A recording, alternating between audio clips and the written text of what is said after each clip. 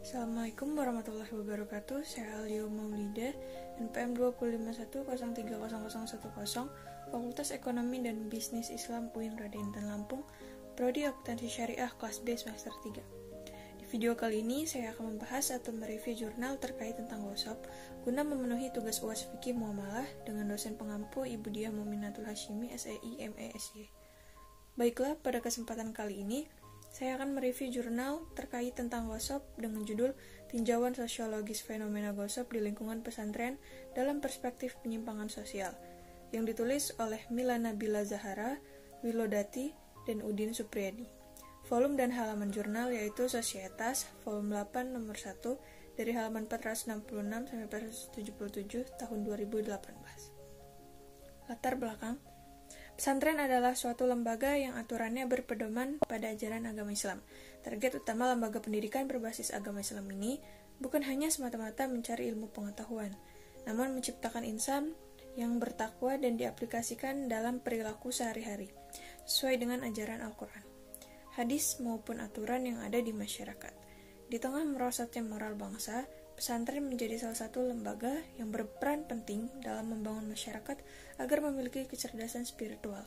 Namun, meski di lingkungan agamais, bukan berarti suatu hal yang bertentangan dengan nilai agama maupun norma masyarakat tidak akan terjadi. Jika dikaitkan dengan ilmu sosiologi, terdapat suatu konsep mengenai ketidaksesuaian perilaku masyarakat dengan kaidah normatif, yakni kajian mengenai penyimpangan sosial. Fenomena tersebut tidak menutup kemungkinan terjadi di lingkungan pesantren. Penelitian di Pondok Pesantren Al-Munawwariyah menunjukkan bahwa prinsip-prinsip pesantren mulai bergeser di kalangan santri karena terciptanya penyimpangan nilai-nilai. Penyimpangan tersebut adalah berupa kenakalan santri yang salah satunya adalah WhatsApp.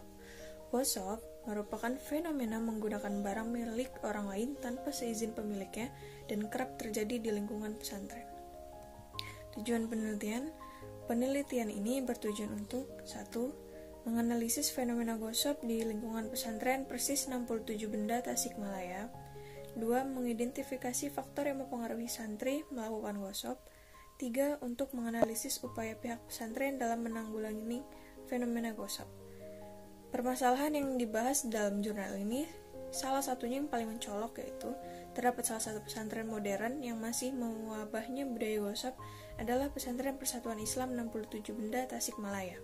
Di pesantren tersebut, budaya gosip tak dapat dielakkan, sudah menjadi mata rantai yang tidak terputus dan menulai ke santri lainnya. Padahal dari segi fasilitas sudah sangat lengkap untuk santri, karena pesantren tersebut dipungut uang pangkal dan iuran per bulan bagi santrinya.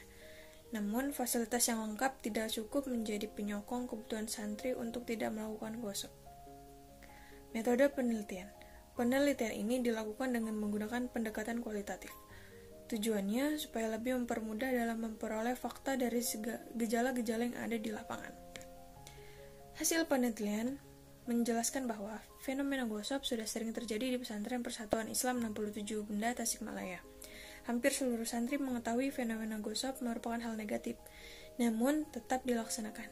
Perilaku santri dalam melakukan gosip dapat memicu terjadinya perilaku gosip lain, sehingga timbul anggapan barang siapa yang menggosip, pasti dia akan digosip.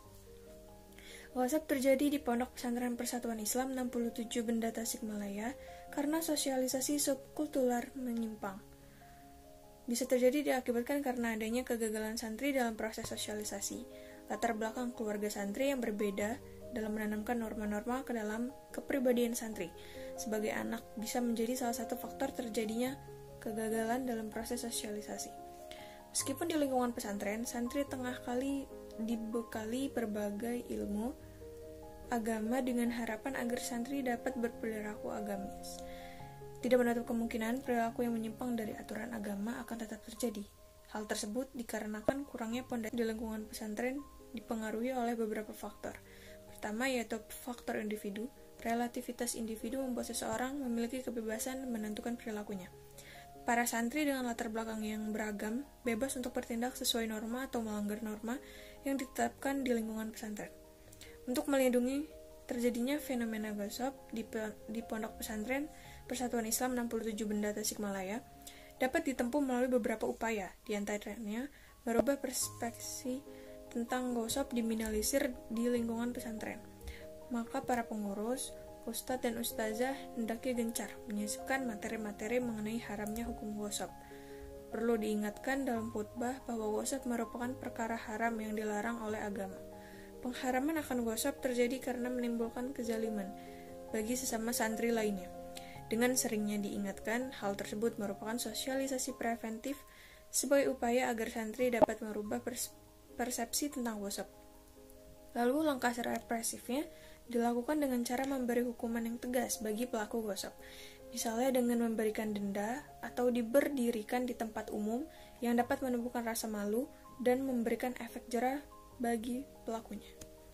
Setelah membaca jurnal tersebut, menurut saya kelebihan dari jurnal tersebut adalah studi kasus yang disampaikan lengkap, namun kekurangannya itu masih banyak kalimat-kalimat yang diulang dan tidak runtut.